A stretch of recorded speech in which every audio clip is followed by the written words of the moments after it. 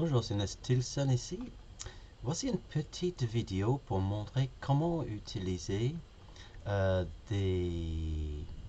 qu'on appelle en anglais c'est des fillers, mais en fait c'est des espèces de couvre-joints qui remplissent l'espace entre deux meubles ou entre un meuble et un mur. Moi, j'utilise beaucoup ce type de construction. C'est parce que quand vous allez fabriquer un meuble qui doit aller contre ou entre des murs, il arrive souvent que pour faire le raccord entre le meuble et le mur, c'est pas toujours évident parce que le mur n'est pas forcément régulier, n'est pas forcément d'aplomb, etc. Donc, il est toujours conseillé quand on arrive contre un mur et on veut que l'ensemble de meubles se raccorde et s'appuie bien contre le mur, il est toujours conseillé de faire en sorte que le meuble arrive un peu plus loin et vous laissez un espace entre le mur et le côté du meuble et vous remplissez avec un couvre-joint ou ce qu'on appelle ici un filler. Alors un couvre-joint sera, on applique sur le meuble et le filler il sera en fait entre le meuble et le mur. Et à mon avis, ceci donne une meilleure finition que mettre un couvre-joint qui est cloué contre le meuble. Donc moi j'utilise très souvent ça. Là. On peut utiliser des fillers. Voilà, et c'est contre un mur, j'ai le côté du meuble et le filler qui remplissent entre le mur. Ça peut arriver aussi que on a les meubles qu'on veut, on veut certaines dimensions de meubles et on met des fillers entre les meubles, comme ici là. Ça crée un espace entre les meubles pour repartir mieux l'ensemble des meubles. Ce côté-là, on a un meuble qui arrive ici et puis un filler qui arrive ici. Donc comment faire un filler? Quelle est la façon la plus simple et la plus efficace pour faire un filler? Donc si je regarde, j'enlève le 3D, on va sur le projet lui-même et j'ai plusieurs fillers ici. Si je prends le filler de base, on va regarder qu'est-ce que ressemble le filler de base. Alors le filler de base est en fait un meuble, comme tous les éléments de Polyvore, c'est un meuble complet. Mais si je regarde bien ce meuble, il n'a rien dedans. Enfin, il n'a pas de haut ni de bas. Attends, je vais mettre la langue en français. Je n'ai pas ni de haut, ni de toit, ni de socle, ni de fond, ni des joues. Par contre, j'ai un élément, c'est simplement un double fond. Pourquoi un double fond? Je vais vous montrer comment faire le filler et l'avantage d'utiliser un double fond comme un filler. Donc, premièrement, pour faire le filler, bon, imagine qu'on fait un nouveau filler. Ici, j'ai des fillers, j'ai des dimensions diverses. Imagine que je veux un filler de 80 mm, 80 mm de large. Disons 80 mm ici. Donc, ça n'a aucune importance la largeur, puisque le filler, il va rester comme n'importe quel caisson, il va rester paramétrique. Pour faire un filler de 80 mètres, imagine que je prends par exemple un nouveau meuble. Et ce nouveau meuble, on va être, je pense, ici. Non, attends. Est-ce que j'ai fait mon nouveau meuble?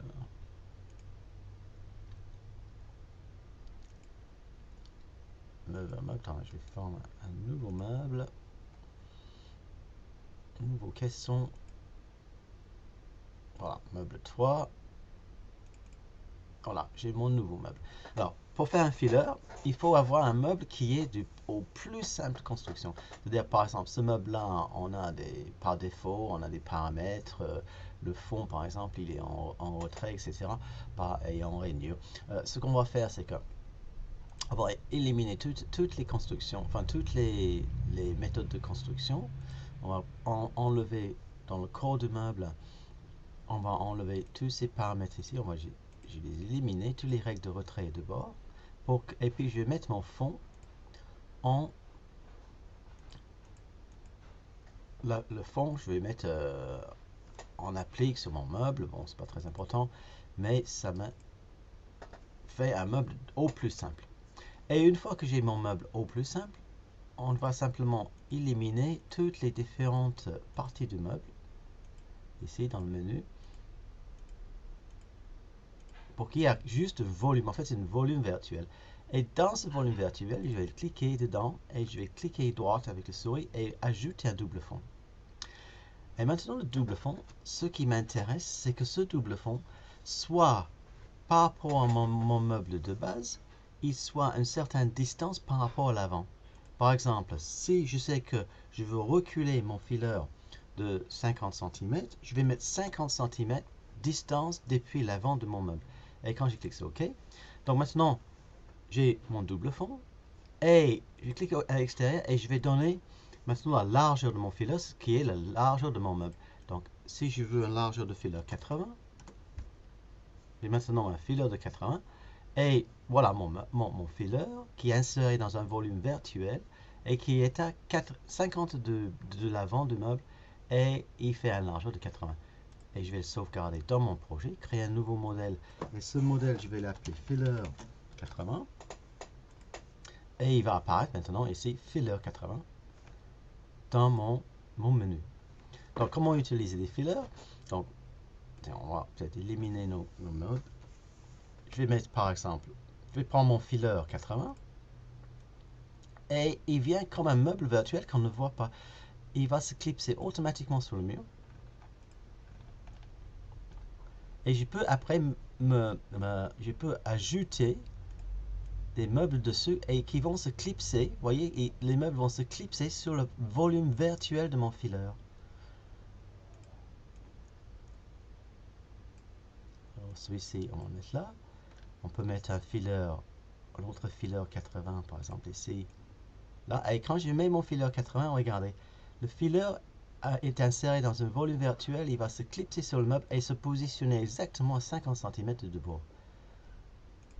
On va mettre un meuble 2 ici, et vous voyez, le prochain meuble va se clipser sur le volume virtuel. Donc ici, on va mettre un autre meuble. Qu'est-ce qu'on a comme meuble là? On a un. On va mettre un meuble ici et on va mettre un fileur ici. Donc ici j'ai une distance entre ici et là. On va prendre un fileur, je ne sais pas lequel, mettons 150. Donc vous voyez que le fileur il va se clipser sur le meuble. Il fait plus que 150 ici. Mais si je veux qu'il fasse 150, on va pouvoir, c'est un meuble, donc on peut toujours le paramétrer. Il suffit de mesurer horizontalement la distance qui nous reste entre cette distance-là. On a 140 mm. Le fileur, je vais le sélectionner. Je vais mettre la largeur ici, au lieu de 150, je mets 140 mm.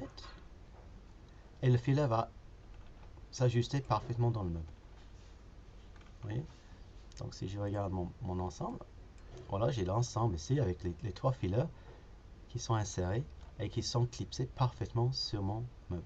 Ce qui est intéressant, la façon que nous avons conçu, c'est que ça se clipse automatiquement sur les meubles. L'autre chose intéressante, puisque maintenant il est inséré dans un volume virtuel, si je clique dessus, et si je clique deux fois dessus, je peux le modifier sa distance par rapport au devant, puisque c'est un double fond. Et la distance ici par rapport au devant est 50 mm. Mais imagine que ce double fond, si je clique dessus, j'ai le mode de placement de distance depuis l'avant. Depuis l'avant, j'ai 30 mm en fait. J'ai mis 30 mm. Mais si je dis que je ne veux pas que ce soit 30 mm, mais je veux que ce soit 0, maintenant il va se placer ici. Et si je change, je modifie ce fileur, maintenant ce fileur, il se place à fleur la façade là. Et en fait, ça nous fait une espèce de colonne. Vous voyez? Donc, cette façon de faire des fileurs est très intéressant. Ça vous permet de les assembler avec vos meubles, prévoir des jeux contre les murs, entre les meubles. Et il reste paramétrique en largeur. Vous pouvez l'étendre la largeur, créer la largeur qu'il vous faut. Et en profondeur, la positionnement en profondeur, très facile à régler.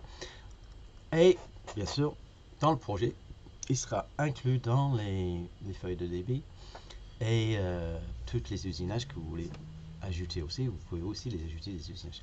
Donc voilà comment faire un fileur rapidement, comment utiliser et faire les fileurs.